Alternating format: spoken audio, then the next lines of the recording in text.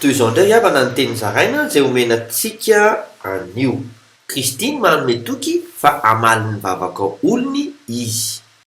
Kristiny nanao fanoharana fa raha misy sakaiza mangataka na dia amin'ny alina aza, ahako ny voasoratra amin'ny Luka 21:15 amin'ny anaran'i Jesosy hoe: ary hoy Jesosy taminy: iza moa aminareo no manana sakaiza izay akeo amin'ny mamaton'alina ka manao aminy hoe ry sakaiza ampisambory mofo 3 aho, dia anome izy.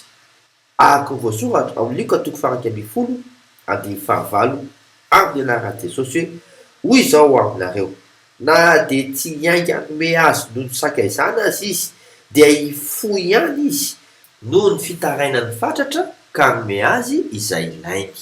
Sakaizan'ny Tompo ianao, mangatà fa omeny.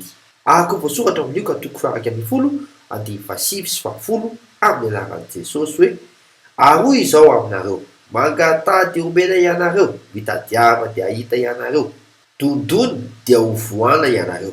Fa izay rehetra mangataka no mahazo, ary izay mitady no hahita, ary izay mandondona no hovahana. Mitsiky ho maka ny finoanao fa azo valim-bavaka e! Manam-pioana tompoko.